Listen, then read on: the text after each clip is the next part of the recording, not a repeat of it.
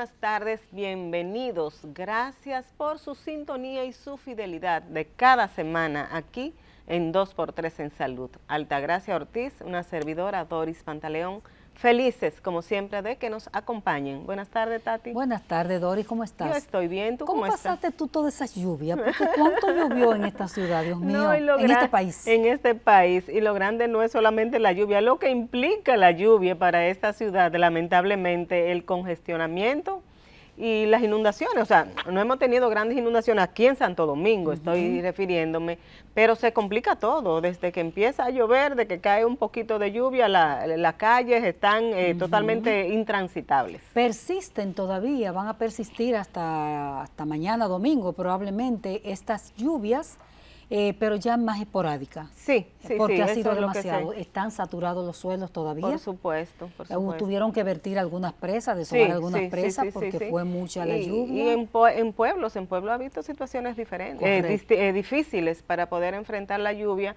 Tati, antes de la lluvia, después de hablar ya un poco de la lluvia, que todos sabemos lo que implica tanto en materia de desenvolvimiento diario, pero de salud, porque hemos visto cómo se han ido incrementando las enfermedades infecciosas, ¿verdad? De infecciones respiratorias, fruto de todo este ambiente. Quiero poner sobre la mesa un tema que me ha llamado la atención y que quiero compartir con las personas que nos siguen. Tú sabes que esta semana el Listín Diario y la Pucamaima celebramos el Foro de Salud Mental. Sí, y quiero dejar solamente dos mensajes que quedaron claros en ese foro, pero que también quedó este mensaje claro en una actividad que participé recientemente a nivel internacional y es sobre la importancia del autocuidado. Se está enfocando mucho en los temas de salud, en que las personas piensen en sí mismas. Es momento de pensar en sí mismas y autocuidarse. En el otro evento te hablaba de la mujer, que decía que las mujeres vamos cuidando a todo el que nos rodea y nos vamos dejando nosotros para después. Correcto. Y en este caso, que es de salud mental, también se está hablando de la necesidad de que cuidemos nuestra salud mental, de que cada quien sea responsable de eso. Y hay dos conclusiones sencillitas, que yo las resalté en un trabajo que hice, y es la necesidad de no dejarnos atrapar por la soledad y siempre buscar a alguien con quien hablar. A mí me encanta, lo leí y me encanta porque ciertamente es así. A veces nos encerramos, en eso las mujeres somos buenas y creo que tenemos mucho que enseñar a los hombres. Dicen que somos muy parlanchinas, que hablamos mucho, pero eso es muy bueno. Y tener siempre a alguien con quien confiar, con quien compartir.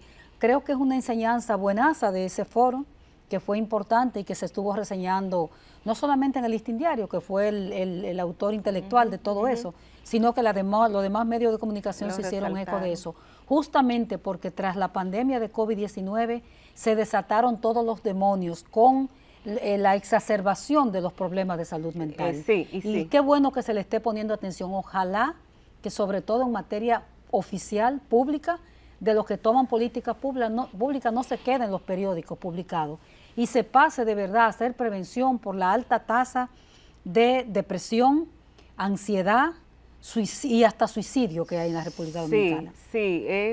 Yo quise resaltar en mi escrito que lo último que trabajé fueron las conclusiones, porque yo no escribí todo lo que se planteó ahí. También parte de una experiencia, resaltaba la ruta de un paciente en crisis. Ahí en los enfoques que hicieron los especialistas quedó evidenciado por qué pasa una familia tanto trabajo al momento de requerir atenciones médicas cuando tiene un familiar, un paciente atravesando por una crisis de salud mental, porque qué difícil es el sistema, escasez de centros, escasez de cama, un personal de salud que cuando se llega con un paciente a la emergencia, porque el protocolo dice que es por las emergencias que hay que entrar, no entiende de nada, ni al familiar ni al paciente. Y deshumanizado. Totalmente. Se le burlan al familiar cuando llega con este paciente buscando un respiro, buscando una ayuda. Cuando llega pidiendo ayuda, se le burlan. Incluso buscando, teniendo gente en el sistema, conociéndolo, se le hace difícil encontrar una cama al momento de una intervención en crisis. Por eso decía Doris que ojalá no se quede en esos trabajos escritos y se pase a la acción, porque si no hay políticas públicas, la salud mental es una responsabilidad del Estado. Así es. Yo veía uno de los trabajos que escribió un Nobel periodista que decía que va a pasar a la atención primaria. Es que salud mental es atención primaria. Debería porque ser. No es un área intervencionista, que haya que operarlo. No, eso es atención primaria. Y no debería llegar una persona a una unidad de intervención en crisis, debería resolverse a nivel de unidad de atención primaria. Así mismo es, así mismo, totalmente de acuerdo contigo, Tati. Así que yo creo que es el punto más importante que hemos tratado esta tarde, la salud mental. Sí, totalmente de acuerdo. Siempre me llama mucho la atención tantos foros, tantos encuentros, tantas actividades que se hacen, pero quedan ahí mismo, como dices tú, en teoría, en páginas de periódicos, en muchos comentarios, pero en acciones no se hace más nada. La que no nos vamos a quedar aquí somos nosotros, porque tenemos invitados muy importantes esta tarde. En un momentito, después de estos comerciales, venimos con nuestro primer invitado de la tarde, que es nuevo en nuestro programa, pero un veterano. Así es. Venimos ahora. 2x3 en salud.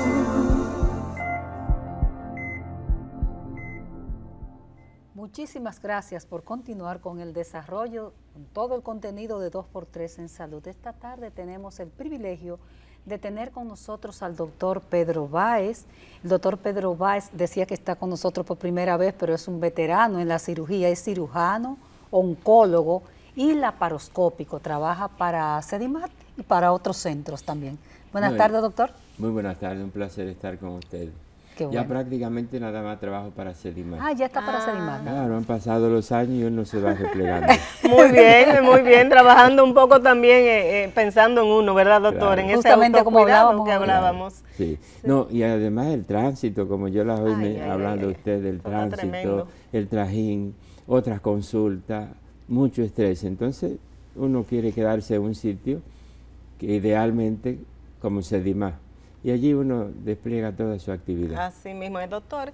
Hablemos un poquito de la laparoscopía. ¿Ya todas las cirugías se pueden hacer con intervención mínimamente invasiva o todavía hay algunas que hay que obligatoriamente abrir el paciente? Bueno, la cirugía mínimamente invasiva, que es el término correctísimo, se puede prácticamente aplicar en cualquier parte del organismo. Por ejemplo, el sistema nervioso central se puede abordar a través de las fosas nasales, si usted llega a la base del cráneo. Otorrino puede hacer procedimientos a nivel de orofaringe, e incluso el tiroides se puede extirpar. Y así voy ahí bajando. El tiroides se puede extirpar incluso por cirugía mínimamente invasiva. La caja torácica es abordada también por cirugía mínimamente. Donde se ha alcanzado el máximo desarrollo, naturalmente, es en la cavidad abdominal, donde todos los órganos prácticamente pueden ser abordados por cirugía mínimamente. ¿Por qué, doctor? ¿Es más fácil? ¿La parte abdominal es más blanda?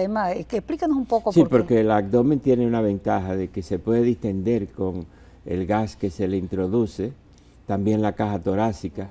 Es decir, donde hay cavidades, es posible que se pueda introducir una cámara, se introducen unos dispositivos que son las pinzas y con eso se puede trabajar ya con cierto espacio para usted movilizarse. Pero desde la rodilla, las articulaciones que tienen espacios, allí la gente puede hacer cirugía laparoscópica y mínimamente invasiva. Doctora, a la gente le llama la atención, ¿cómo sacan entonces, por ejemplo, una vesícula, vamos a decirlo así, mínimamente invasiva, cómo logran sacar lo que les estirpan? Si no hay una abertura. Lo que le estirpa, sí, porque mucha gente piensa que se queda adentro. Sí, exactamente. No, naturalmente todavía existen muchas cosas que nosotros no podemos resolver, y es como, por ejemplo, evaporizar el órgano. Pero hay gente que lo morcera, lo puede quitar, disminuir y lo saca entonces por los trócales grandes que tienen 10 milímetros, tienen 1 centímetro, 1 centímetro, 1.2 centímetros.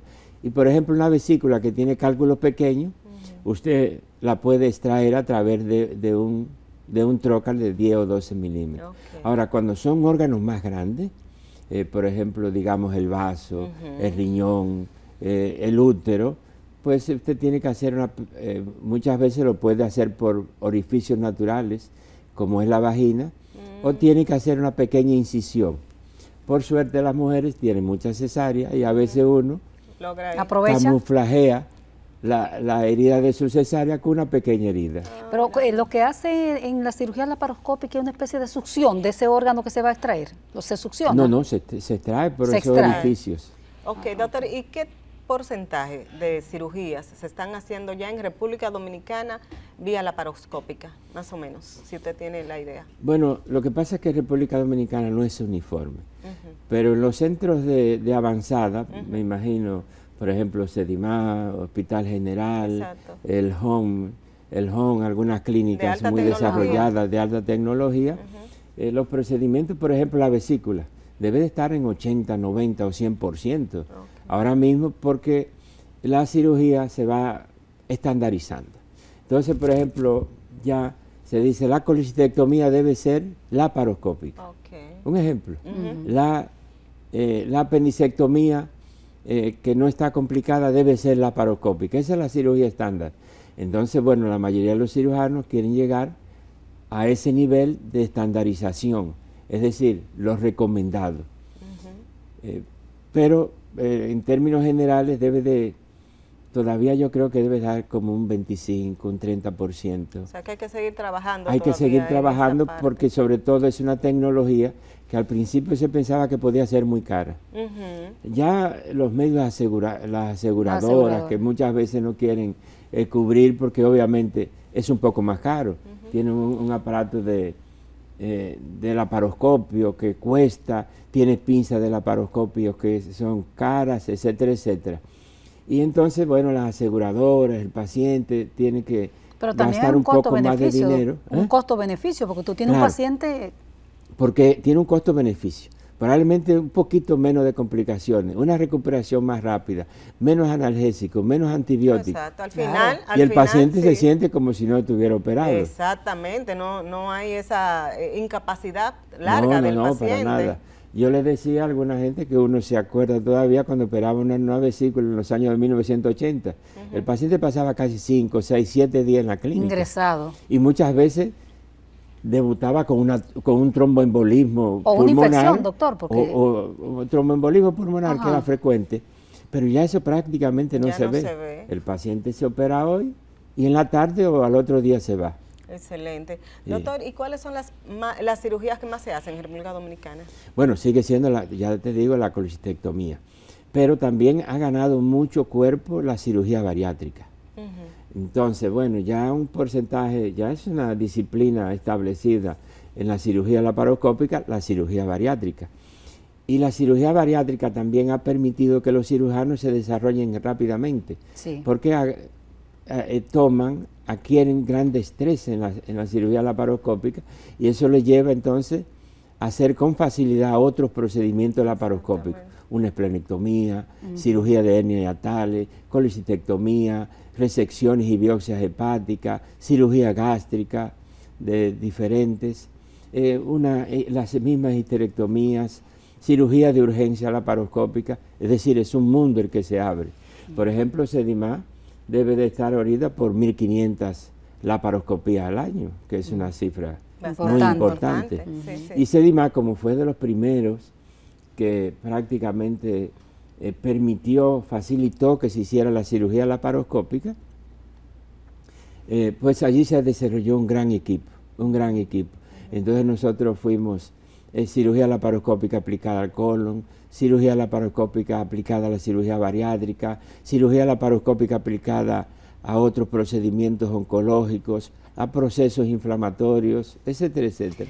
Y hoy es un mundo, allí en Sedimá debe de estar como 40 o 50% de los procedimientos son laparoscópicos. Doctor, vamos a volver en un ratito con la parte de cirugía bariátrica, que es muy importante también para nosotros, pero ahora, usted es cirujano oncólogo. Yo quisiera que nos hablara un poquito de las intervenciones oncológicas más frecuentes en su práctica. Bueno, las prácticas, y creo que a nivel nacional, siguen siendo la cirugía de mama, que es un cáncer frecuente en la población dominicana, y la cirugía de colon. Son las dos patologías más frecuentes que tienen una incidencia. Después aparecen todo el cáncer gastrointestinal, que esporádicamente vive apareciendo, no con la frecuencia ni de mama ni de colon, pero sí aparece, como son los tumores, qué sé yo, de gástricos, los suprarrenales, por ejemplo, para mencionarle, de intestino delgado, de retroperitoneo, cánceres, por ejemplo, ginecológicos que participa el cirujano oncólogo, etcétera. Ustedes trabajan, perdóname Doris, ahí mismo, ustedes trabajan los cirujanos oncólogos junto con los mastólogos, por ejemplo, también en un procedimiento de mama. Bueno, los mastólogos. ¿Cuál es el papel del mastólogo? Sí. Sí, ya, porque lo que pasa es que el cáncer de mama ha sido tan frecuente, es una población tan extensa y que hay gente que se ha especializado, se ha subespecializado y tiene uno que aceptarlo.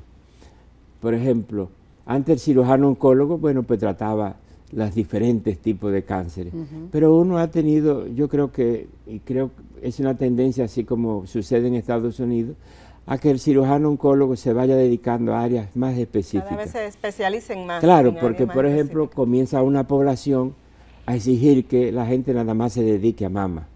Y a veces al cirujano oncólogo se le hace difícil como replegarse a mama nada más, sino que sigue haciendo otros procedimientos. Eso tiene su pro y su contra, doctor, que usted nos lo va a decir después de estos mensajes comerciales, porque tenemos que irnos a pausa. Pero vamos a ver, eso de que en la medicina tú te dediques a un dedo nada más, ¿eso es bueno o es malo? Volvemos ahora con el doctor Pedro Báez, cirujano oncólogo. 2 por 3 en salud.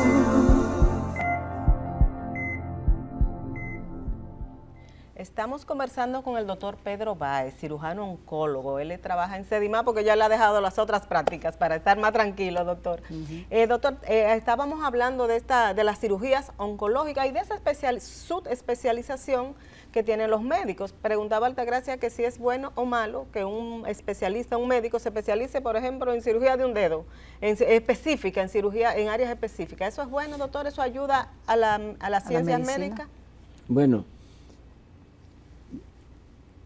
en términos generales, es como dos corrientes en Occidente. Son corrientes, ok. Dos corrientes en Occidente. Una que es la norteamericana, muy especializada.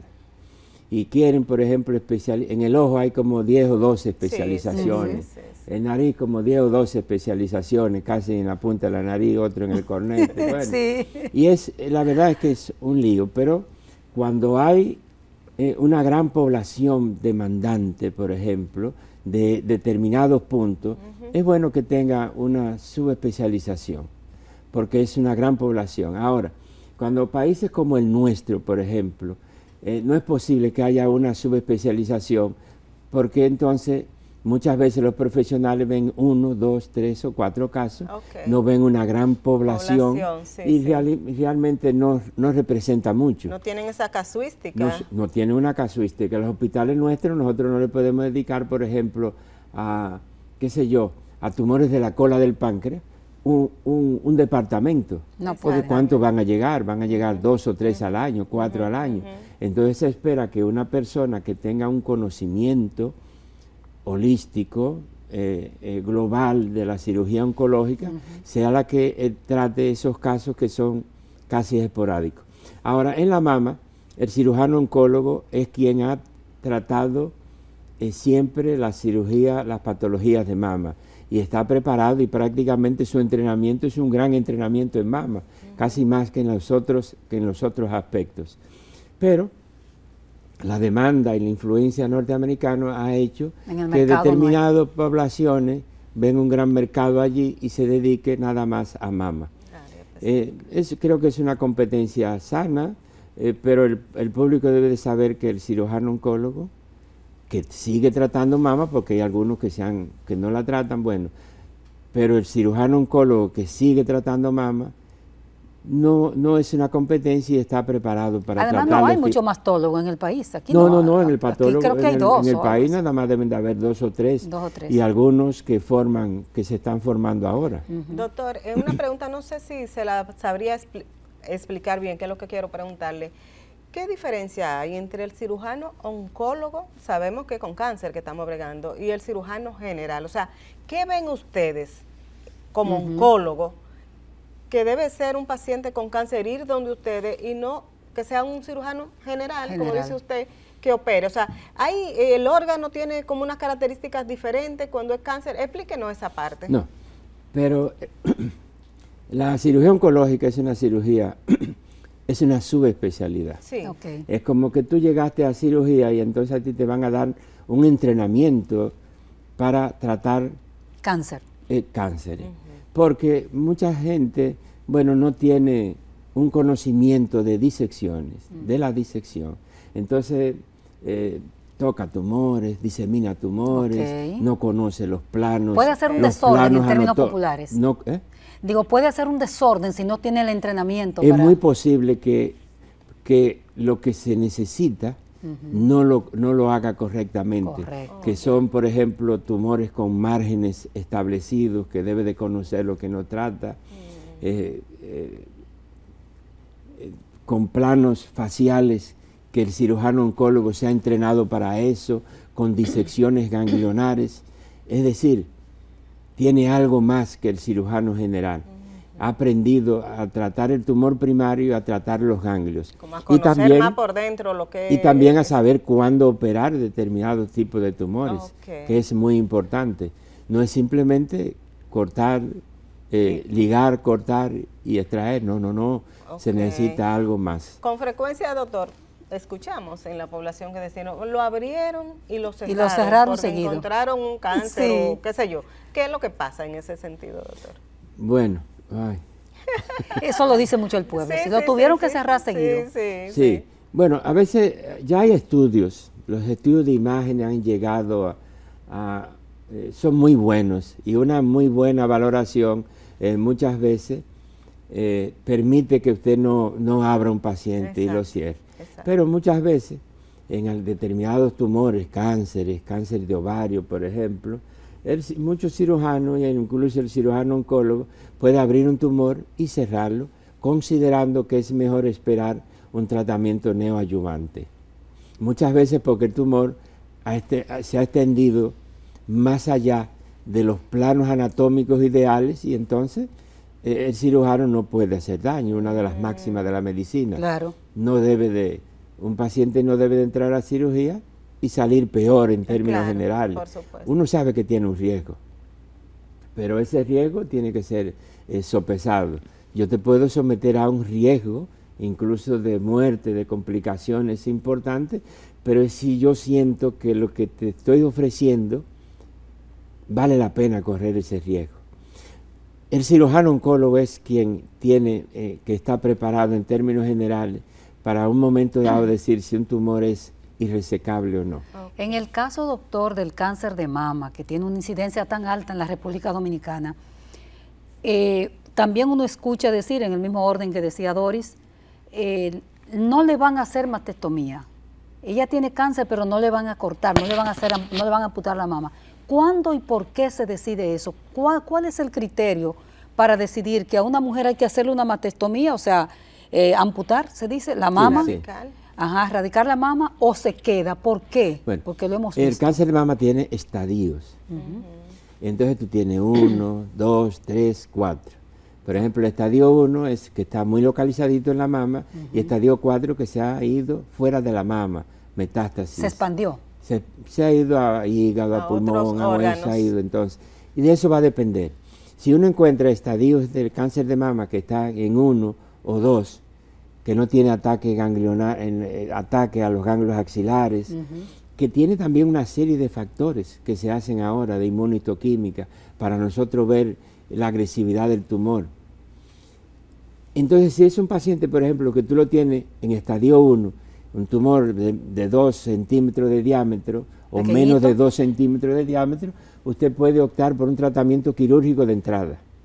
Ahora, si es un tumor, por ejemplo, que usted lo tiene de 4 o 5 centímetros, que tiene ganglios afectados, que tiene otra característica en la mama, que usted piensa que va a utilizar la quimioterapia en ese paciente, entonces usted dice, no, yo no voy a operarte primero. Yo te voy a dar tratamiento porque es un cáncer que la cirugía, por ejemplo, tiene un control, pero tiene que, ya el control de la patología oncológica tiene que verse integrado, multidisciplinariamente. En grado 4 no hay cirugía. En grado puede haber cirugía. Puede haber. Desde el punto de vista multidisciplinario, porque eso es una metástasis. El oncólogo le puede dar tratamiento médico con medicina, con quimioterapia, y entonces puede decirme, mira Pedro, el tumor no redujo, yo tengo actividad tumoral a nivel de la mama, necesito que esa actividad tumoral se quite. Esa es una cirugía paliativa, no es con fines curativos. ¿Qué le gusta al cirujano? Hacer cirugía con fines curativos. ¿Cuándo puede ser una cirugía curativa? En estadios muy iniciales. ¿Qué es lo ideal? Que se identifique a tiempo el cáncer. Claro. En nuestra población todavía tenemos, lamentablemente, una población que llega todavía con estadios avanzados. ¿Es el cirujano oncólogo que recomienda después de una cirugía darle tantas sesiones de quimio, tantas sesiones de radioterapia, o es el oncólogo en sí que decide eso? No. Por ejemplo, el cáncer de mama, y por eso también ha cambiado un poco la forma de enfoque. El cáncer de mama ha pasado a ser un cáncer que lo maneja más el oncólogo clínico que el cirujano. Es casi el oncólogo clínico el que decide los ciclos de quimioterapia que va a dar, que muchas veces discute con el cirujano si va a recibir radioterapia, etcétera, etcétera. Es decir, el cirujano se ha ido reduciendo su papel. No era como en aquellos años de 1950, 60, 70, hasta los 80, que el cirujano veía al paciente, tomaba una decisión quirúrgica y después más o menos establecía hacia dónde iba el paciente. Que era mucho más agresivo, ¿no? Era mucho más agresivo, eran mastectomías muy radicales, que extirpaban, dejaban una gran deformidad en el pecho. Ya no, ya usted puede hacer cirugías conservadoras, si hace cirugías radicales tiene que pensar en una reconstrucción de la glándula mamaria. Doctor, ¿y usted ha participado en este tipo de intervenciones que vi que Dori escribió la semana pasada con el doctor Severo Mercedes, donde se hace la mastectomía y además se reimplanta la mama, que entra el cirujano plástico y reconstructivo? ¿Han estado participando ustedes en algún momento de eso? Sí. Eso es otro pleito también mínimo, porque te digo, la mama y la mujer sobre todo, la mujer ha participado, ha cambiado, ha contribuido a que la medicina se transforme completamente, porque la mujer es muy estética. Entonces usted no le puede estar, por ejemplo, mutilando un brazo a una mujer. No, eso es imposible que una mujer salga sin un brazo. No le puede, por ejemplo, como los piratas, andar con un parche en un ojo. No, porque la femineidad. No, sin una mama. Todo esto ha hecho que la cirugía de mama cambie enormemente. Y obviamente los plásticos quieren llegar, los cirujanos oncólogos quieren también participar, viene una nueva generación de mastólogos, vienen una serie de personas que quieren participar en la patología mamaria.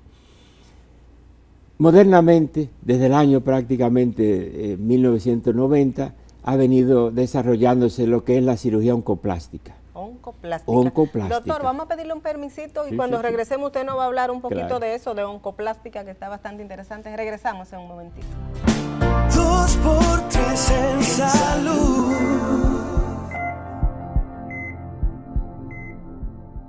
Con el doctor Pedro Báez, quien es oncólogo, cirujano oncólogo de CEDIMAT, estamos conversando sobre todo esto que tiene que ver con el cáncer y estas cirugías y las intervenciones que se hacen en ese sentido. Y hablábamos, doctor, usted nos citaba un término, oncoplástica, esa reconstrucción que se hace, sobre todo mamaria, en las mujeres que son operadas porque se le detecta un cáncer de mama. Cuéntenos cómo interviene todo esto y qué implica para la mujer salir ya de una cirugía con su seno reconstruido.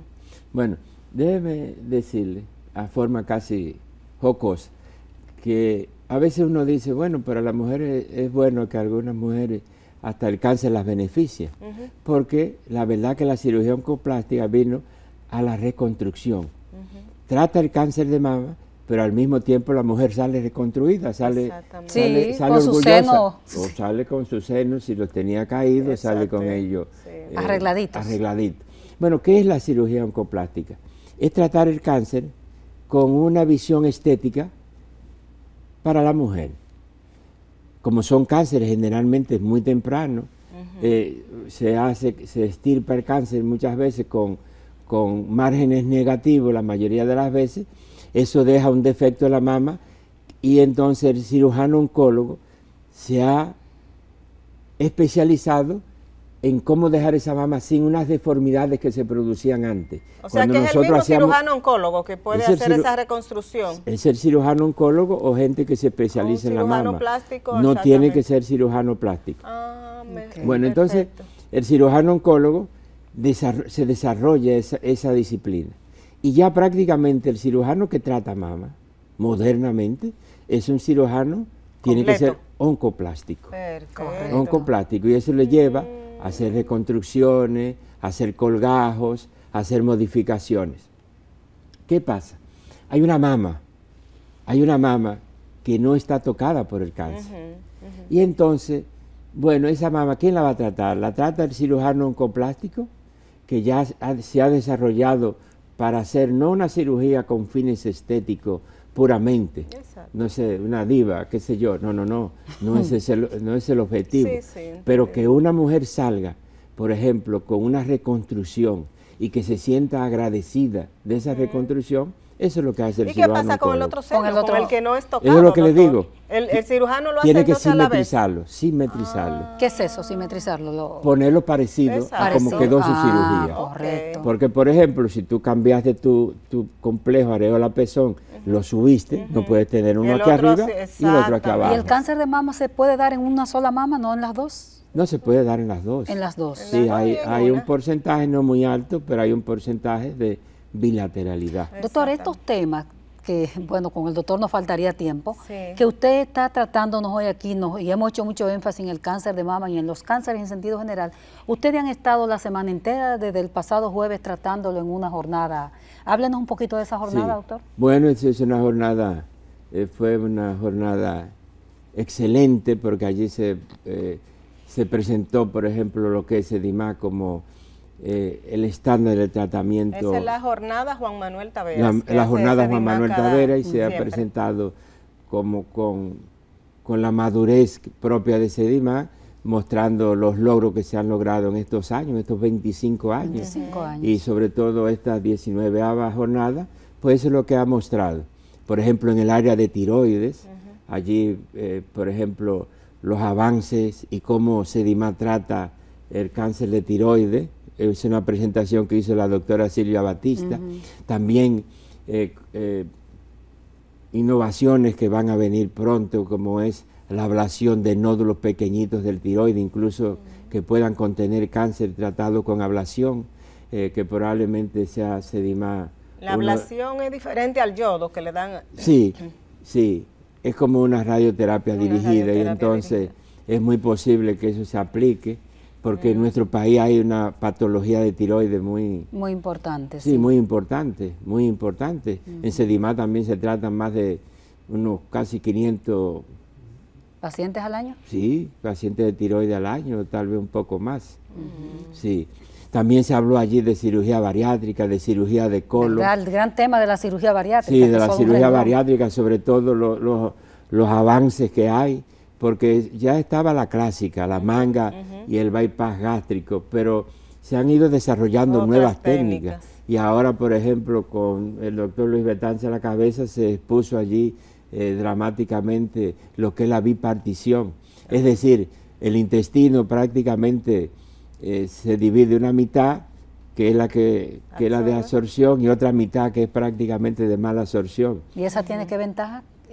Bueno, tú tienes una mala absorción mayor, y entonces al tener una mala absorción mayor pierdes peso, se tratan algunas enfermedades como la diabetes, la hipertensión, etcétera, etcétera. Obviamente tiene más variantes que necesitan atención por la desnutrición que se produce, pero probablemente sea más efectiva.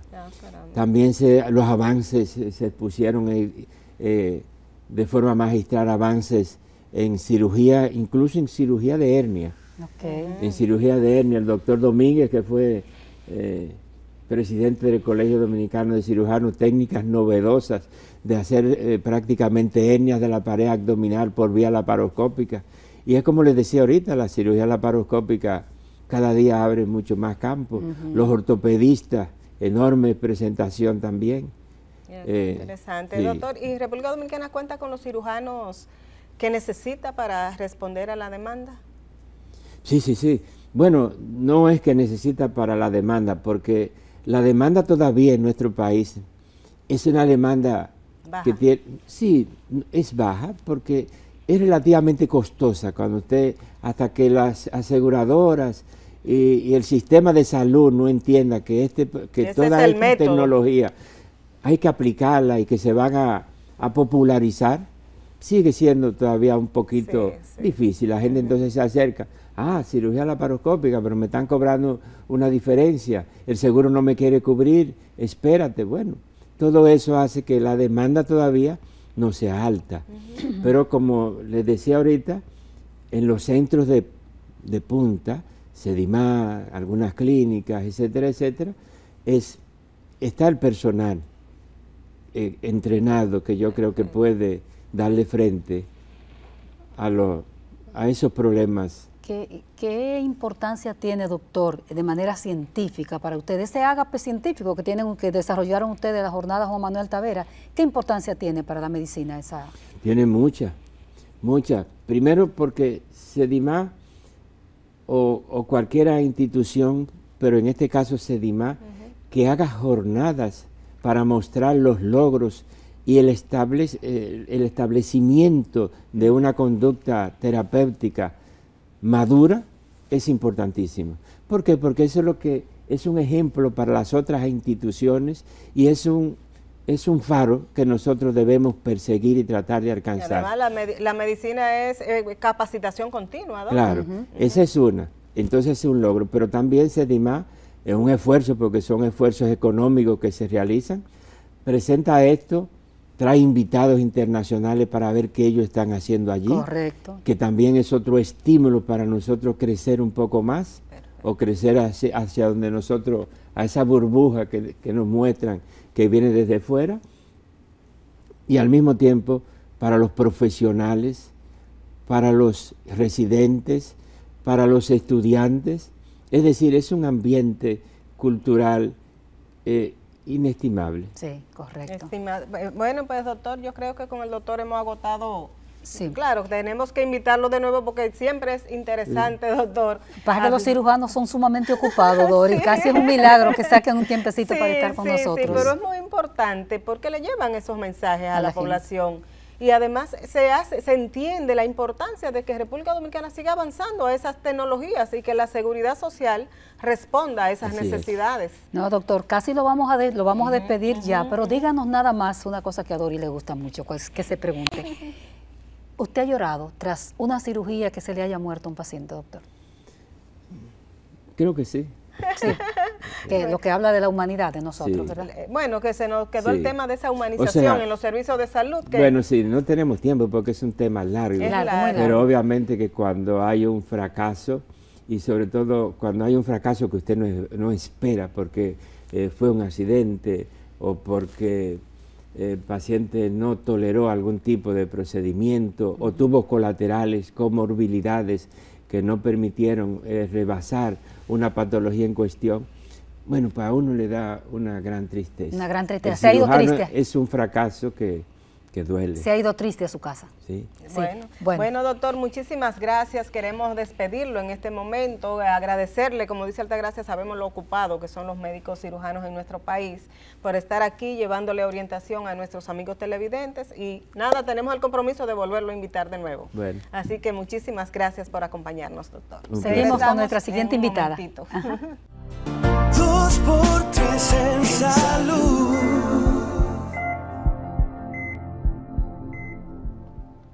Continuamos con estas entrevistas interesantísimas que tenemos nosotros a nuestro juicio en la tarde de hoy.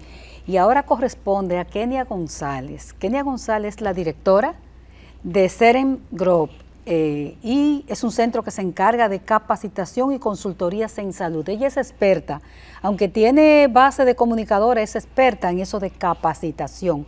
Muy buenas tardes, Kenia, ¿cómo estás? Buenas tardes, muy bien, excelente y súper agradecida de estar compartiendo en el día de hoy con ustedes. Y nosotras felices de tenerte, Kenia. Cuando antes de empezar la entrevista nos hablabas tú de esa importancia de centrar la atención en el paciente, Así es. que creo que es una de las grandes debilidades que todavía tenemos en nuestro país, en nuestro sistema de salud, donde el paciente quizás lo relegamos a un segundo lugar. Cuéntanos de eso, ¿qué es lo que hay que hacer? ¿Cuál es el proyecto? Sí. Exactamente, ¿en qué Así consiste es. tu proyecto también? Mira, básicamente en la empresa que ya tiene unos 11 años, nos hemos especializado en todo lo que tiene que ver con la parte de capacitación, formación de los recursos humanos, que son quienes ofrecen esa atención a los pacientes, y tenemos otro rubro también que es de consultoría, acompañamiento a diferentes centros de salud, ya sean públicos o privados, para que puedan fortalecer sus procesos y trabajar en diferentes ámbitos. En todo lo que tiene que ver con la parte de atención centrada en el paciente, que es lo que se estila y es lo que menos tenemos lamentablemente, no solamente en República Dominicana, también es una debilidad que existe en otros países. Correcto. Donde se supone que todo el esquema, toda la estructura de una organización debe de responder al paciente. Por eso se llama atención centrada en el paciente, que es cuando nosotros estamos capacitando, por ejemplo, en todo lo que tiene que ver con calidad de la atención, con cumplimiento de estándares. Lo que se procura es que la organización, el personal, los sistemas, los procesos vayan girando en torno a responder a las necesidades realmente que tiene el paciente. Lastimosamente es algo de lo que todavía carecemos mucho. Vemos cómo con cierta frecuencia los procesos giran en torno a la organización, giran en torno a lo que realmente se puede lograr. Aquí nosotros tenemos, para nadie es un secreto, que nuestra mayor población, por ejemplo, es una población asegurada, ¿verdad? Es una población que en el 90% cuenta con un seguro, carnet de seguro, con un carnet de seguro, y que muchos de los procesos de atención están superditados a lo que está en cobertura dentro de ese sistema de seguridad social. Pero en lo que a atención se refiere, pues hay que hacer un gran trabajo, y es ahí donde nosotros realizamos un aporte muy importante en la formación de los colaboradores, para que puedan realmente capacitarse y entrenarse y ofrecer una atención que realmente esté centrada en el paciente, un servicio humanizado, con altos niveles de empatía. Yo siempre digo que en salud nosotros tenemos que triplicar la dosis de empatía, Así es. a diferencia de lo que ocurre quizá en otro tipo de empresas de servicio. ¿Por qué? Porque tanto el paciente como su familia viene con una necesidad no solamente clínica, sino una necesidad que afecta sus emociones. Que viene vulnerable. Esa es la palabra, muy vulnerable. Totalmente vulnerable. Entonces, usualmente la gente tiene un gran enfoque en quizás el resultado de la atención, pero no cuido la forma en cómo yo estoy ofreciendo esa atención, no cuido ese tema de humanización del servicio, señores. Y de verdad que no es solamente, yo siempre digo, miren, en salud no es solamente tener vocación. La vocación de servicio es fundamental, porque si yo no la tengo de base, obviamente me va a lacerar. Exactamente. Pero no es lo único. O sea, yo tengo que formar a la gente, tengo que entrenar a la gente con la técnica adecuada. Perfecto. Para poder realmente poner de manifiesto esa vocación de servicio, esa compasión, esos niveles de empatía, sobre todo, como digo yo, cuando se presentan situaciones complejas. Kenia, que hay personas que tienen eso de manera natural, pero hay otros que tienen que adquirirla por capacitación, ¿no? Así es, totalmente. Y aún el que la tiene de manera natural, tiene que entrenarse. Trabajarla. Tiene que trabajarla, porque, por ejemplo, cuando llega una situación difícil con un paciente, con un familiar, una situación compleja, donde vienen esos estímulos, como digo yo, aunque yo la tenga de forma natural, tengo que saber. Si yo no tengo la técnica adecuada, puedo atropellar el servicio. Correcto. Y responden, Kenia, han respondido las instituciones de salud de nuestro país a capacitarse, a trabajar esa parte cuando ustedes se la proponen, se la ofertan. Sí, yo creo que cada vez más las instituciones están reconociendo la importancia de tener gente entrenada. Sin embargo, todavía hace falta mucho nivel de conciencia para entender que la capacitación es una inversión. La gente a veces se lo ve como un gasto. Y muchas veces cometen el error, sobre todo los líderes, de pensar, si yo entreno e invierto a este recurso, se me va. Se me va. Se me va. Entonces, dice una frase por ahí, si tú crees que la capacitación es cara, prueba con la incompetencia. O sea, ¿qué te cuesta a ti? ¿Cuál es el costo de oportunidad de tú tener un recurso que no esté entrenado? que te va a afectar la calidad del servicio, te va a atropellar, o sea, y al final el tema de la experiencia del paciente, de la satisfacción, es lo que te va a permitir tú tener pacientes leales y fidelizados. Y recomendando a otros pacientes para que lleguen al centro. ¿Qué papel juega recursos humanos o colaboradores, como dicen ahora, mal pagados por las empresas? Mira, eso es crítico. Si bien es cierto que el salario no es la única fuente de motivación para el colaborador, el colaborador sentirse mal pagado y mal remunerado se convierte en una fuente de desmotivación. Total. Actualmente se está hablando mucho del salario emocional, de la felicidad laboral, porque en términos de gestión humana hay que garantizar que el colaborador esté trabajando en un entorno realmente que sea agradable para poder producir esas experiencias memorables, ¿verdad?, hacia los pacientes. Siempre tenemos que pensar en dos cosas. Mi paciente es el centro de la atención y es la persona más importante, pero hay otra persona muy importante que es ese cliente interno y es el colaborador. Si el colaborador no está satisfecho, no va a producir experiencias memorables. Tiene que tener un altísimo nivel de empatía y de vocación para poderlo hacer. Entonces, es muy importante que las empresas hagan estudio de mercado, verifiquen cómo anda el mercado laboral y que puedan tener salarios competitivos.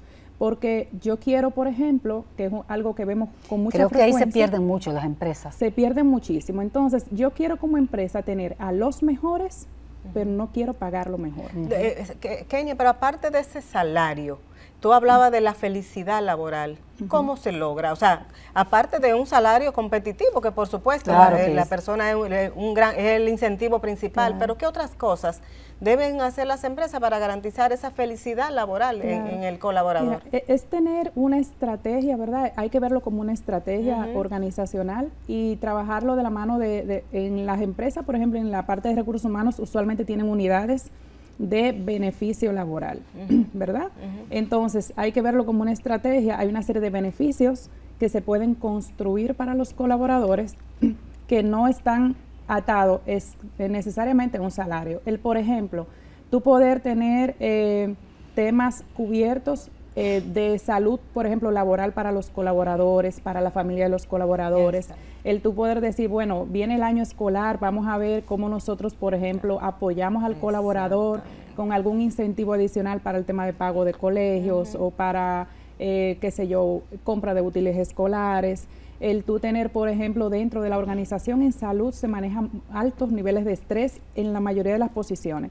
El quizá tener talleres internos para liberar el estrés de los colaboradores, el cuidar, ahora mismo ustedes estaban hablando en un segmento pasado, en un segmento anterior, del impacto en la salud mental, el tener programas, por ejemplo, de cuidado de la salud e higiene mental para el colaborador. O sea, hay muchas estrategias que no necesariamente van a implicar para la empresa un gasto importante. Kenia, ¿y dónde te consiguen las instituciones que quieren trabajar esa parte para garantizar que ese cliente, ese paciente que va salga satisfecho y que sus colaboradores también? ¿Y quiénes son los que deben contactarles? ¿Recursos humanos? ¿Cómo es la cosa? Mira, usualmente gestión humana es quien hace el contacto con nosotros, pero también desde la dirección médica o desde cualquier otro departamento que trabaje con la parte de experiencia del paciente, atención al usuario, la parte, por ejemplo, de gestión, operaciones y demás. Entonces pueden conseguir, nosotros tenemos una página web que es www.serengroup.com. En nuestro teléfono de oficina 809-591-4140 y por supuesto estamos también con presencia en todas las redes sociales como @serengroup.